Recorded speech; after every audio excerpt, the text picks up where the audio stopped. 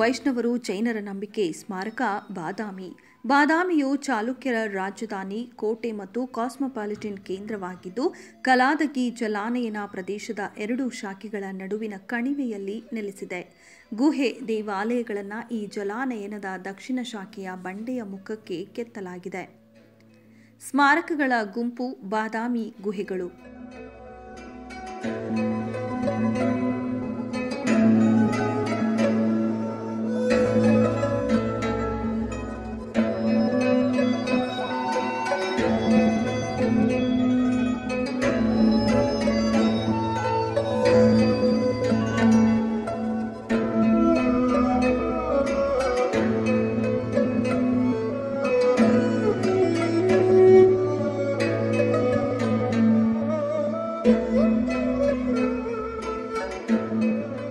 ಈ 4 ಕಲ್ಲಿನ ಮರಳುಗಲ್ಲಿನಲ್ಲಿ ಶೈವ, ವೈಷ್ಣವ ಮತ್ತು ಜೈನ ದೇವಾಲಯಗಳ ಗುಂಪು.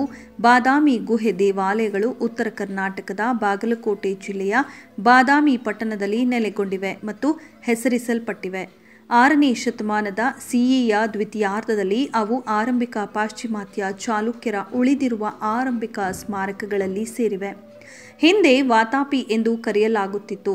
ಬಾದಾಮಿಯು ಚಾಲುಕ್ಯರ ರಾಜಧಾನಿ, ಸಿಟಾಡೆಲ್ ಮತ್ತು ಕಾಸ್ಮೋಪಾಲಿಟನ್ ಕೇಂದ್ರವಾಗಿತ್ತು.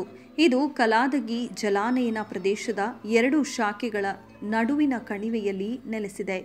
ಗುಹಾ ದೇವಾಲಯಗಳನ್ನು ಈ ಜಲಾನಯನದ ದಕ್ಷಿಣ ಶಾಖೆಯ ಬಂಡೆಯ ಮುಖದಲ್ಲಿ ಕೆತ್ತಲಾಗಿದೆ.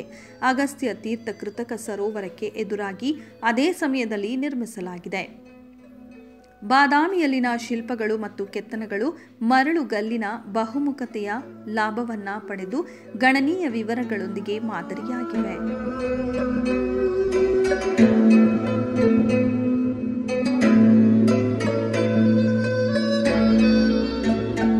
ವಿದ್ವಾಂಸರು ಈ ಗುಹೆಗಳ ಪೋಷಕರು ಮತ್ತು ಶಿಲ್ಪಗಳ ಸೌಂದರ್ಯದ ಅಭಿರುಚಿಗಳು ನೈಋತ್ಯ ಡೆಕ್ಕನ್ನ ದೇವಾಲಯದ ಭೂದೃಶ್ಯವನ್ನು ನಿರೂಪಿಸಲು ಬರುವ ವಿಶಿಷ್ಟವಾದ ಡೆಕ್ಕನ್ ವಾಸ್ತುಶಿಲ್ಪದ ಶಬ್ದಕೋಶದ ಅಭಿವೃದ್ಧಿಗೆ ಕೊಡುಗೆ ನೀಡಿವೆ ಎಂದು ಸೂಚಿಸಿದ್ದಾರೆ.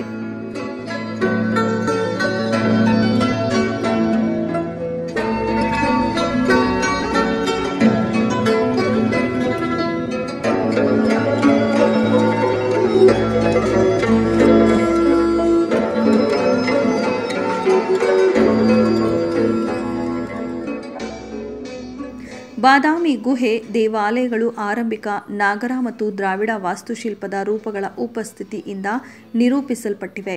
ಇದನ್ನು ಪಟ್ಟದಕಲ್ ದೇವಾಲಯದ ಗುಂಪಿನ ವಾಸ್ತುಶಿಲ್ಪದಲ್ಲಿ ಮತ್ತಷ್ಟು ಅಭಿವೃದ್ಧಿಪಡಿಸಲಾಗುವುದು. ವಿವಿಧ ಧಾರ್ಮಿಕ ಪಂಗಡಗಳ ವಾಸ್ತುಶಿಲ್ಪ, ಶಿಲ್ಪಕಲೆ ಮತ್ತು ಪ್ರತಿಮಾಶಾಸ್ತ್ರೀಯ ಅಂಶಗಳು ಗುಹೆಗಳಲ್ಲಿ ಒಟ್ಟುಗೂಡುತ್ತವೆ ಮತ್ತು ಸಂವಹನ ನಡೆಸುತ್ತವೆ ಎಂದು ವಿದ್ವಾಂಸರು ಗಮನಿಸಿದ್ದಾರೆ. ಇದು ಹೆಚ್ಚು ವೈವಿಧ್ಯಮಯ ಮತ್ತು ಬಹು ಸಂಸ್ಕೃತಿಯ ವರ್ಗದ ಪೋಷಕರು ಮತ್ತು ಕುಶಲಕರ್ಮಿಗಳನ್ನು ದೃಢೀಕರಿಸುತ್ತದೆ.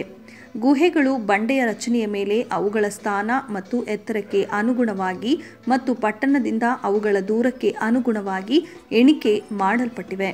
ಗುಹೆ ಒಂದು ಪಟ್ಟಣಕ್ಕೆ ಅತ್ಯಂತ ಕಡಿಮೆ ಮತ್ತು ಹತ್ತಿರದಲ್ಲಿದೆ ಮತ್ತು ಗುಹೆ 4 ಅತ್ಯಂತ ಎತ್ತರ ಮತ್ತು ದೂರದಲ್ಲಿದೆ. ಶೈಲಿ ಮತ್ತು ರಚನೆಯಲ್ಲಿನ ವ್ಯತ್ಯಾಸಗಳಿಂದಾಗಿ ಕೆಲವು ವಿದ್ವಾಂಸರು ಈ ವ್ಯವಸ್ಥೆಯು ಗುಹೆಗಳನ್ನು ಅಗೆದು ಕೆತ್ತಿದ ಅನುಕ್ರಮಕ್ಕೆ ಅನುರೂಪವಾಗಿದೆ ಎಂದು ಸೂಚಿಸಿದ್ದಾರೆ.